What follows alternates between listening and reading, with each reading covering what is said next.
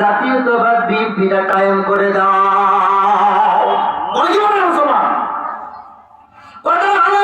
আমি সংক্ষিপ্ত সময় শেষ করে দিচ্ছি। কথা হলো আল্লাহর নবী বলেছেন, কেউ যদি কামারের কাছে যায়, কিসের কাছে? কামারের কাছে যাওয়ার পরে একটা ভাতি আছে না নাই বাবা? এই ভাতিটা টানলে একটা ধোঁয়া বাইর হয়, ময়লা আবর্জনা বাইর হয়, কি হয় না? আল্লাহর হাবিব সুন্দর করে বলেছেন, নবী মুহাম্মদ রাসূলুল্লাহ বলেছেন, যেমন করে তুমি যখন একজন সৎসঙ্গ বাদ দিয়ে যখন অসৎসঙ্গের ভিতরে বামপন্থী দলের সঙ্গে যখন তুমি মিশবা, তোমার জীবনে টাকার দরকার, তোমার জীবনে অর্থের দরকার, সম্পদের দরকার, আল্লাহর দরকার নাই, রাসূলের দরকার নাই, মুমিনের দরকার নাই। কয়টা দরকার নাই? জবাব দেন। তিনটা।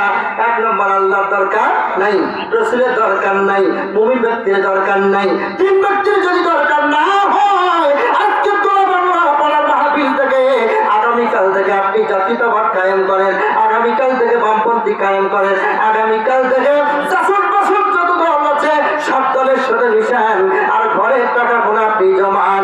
আর এমন একদিন হয়ে যাবে, আল্লাহ গোসা হয়ে রংপুর মেডিকেল কলেজের টাকা কোনো বাইর হয়ে যাবে। জবাব দেন, ঠিক না ঠিক? বাচ্চা মূল কথা হলো, আল্লাহ নবী বললেন, কামারের কাছে গেলে কামারের ধোঁয়া যেমন করে শরীরে লাগে, যেমন করে ময়লা লাগে, অনুরূপ ভাবে বামপন্থী দলের কাছে গেলে তোমার শরীরটা গুনাহে পরিণত হয়ে যাবে।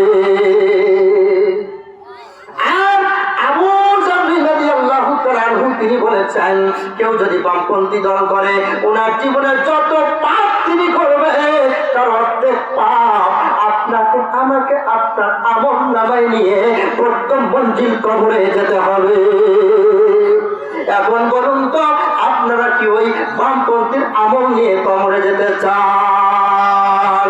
সাদাবাদ, সন্ত্রাস, খুনি, রাহাজানি, মদখোর, জুয়াখোর, টেন্ডারবাজিরা আপনার কাছে ভোট চাওয়ার জন্য আসবে। আর টুপিদারি, পাগড়িওয়ালা, পাঞ্জাবিওয়ালা আসলে পেছন থেকে মুসলমান মুনাফিকি করবে, আর বলবে না না, কারণ এদের সব পিছনে যাওয়া যাবে না, মার খাওয়া যাবে না, ঠিক না বেটি?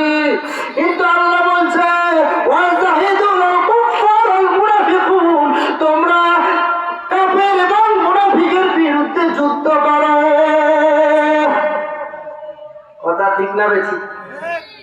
তাহলে আল্লাহ রাব্বুল আলামিন আমাদের ভালো আর মন্দটাকে সৎসঙ্গে স্বর্গবাস ও সৎসঙ্গে সর্বনাশ। আমরা আল্লাহ বলেছেন, কুল ইন কুনতুম তুহিব্বুনাল্লাহ ফাত্তাবিউনি ইউহিব্বুকুমুল্লাহ ওয়া ইয়াগফির লাকুম যুনুবাকুম আল্লাহু গফুরুর রহিম। কুল ইন কুনতুম তুহিব্বুনাল্লাহ, যারা আল্লাহকে ভালোবাসতে চায়, ফাত্তাবিউ, রাসূলের অনুসরণ অনুকরণের পথে চলতে চায়, ইউহিব্বুকুমুল্লাহ, আল্লাহ তার অতীতের গুনাহ মাফ করে দেয়, ওয়া ইয়াগফির লাকুম যুনুবাকুম আল্লাহু গফুরুর রহিম, তার জীবনের সমস্ত গুনাহ মাফ হয়ে যায়। আলহামদুলিল্লাহ। তাহলে আমরা ইসলামী আন্দোলন করবো তো ইনশাআল্লাহ, আমরা জামাত ইসলাম করবো তো ইনশাআল্লাহ, আমরা মুমিনদের ভিতরে থাকবো তো ইনশাআল্লাহ। আগামীর বাংলাদেশে 151টা আসন নিয়ে পার্লামেন্টে আল কোরআনকে কারা কারা চালাতে চান? জবাবটা চাই কিনা? আগামীর বাংলাদেশকে কোরআনের পার্লামেন্ট হিসেবে দেখতে চাই ইনশাআল্লাহ।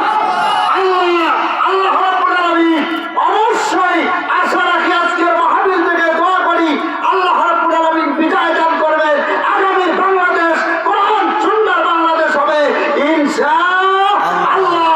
বামপন্থী রামপন্থীকে আমরা ছুঁড়ে ফেলে দিয়ে আমরা আল্লাহর কোরআন দেখতে চাই। 56টা মুসলিম রাষ্ট্রের মডেল রাষ্ট্র আফগানিস্তান যেরকম করে খেলাফত প্রতিষ্ঠা করেছে, আল্লাহ আগামীর বাংলাদেশকে খেলাফত প্রতিষ্ঠা করে দেখতে চাই।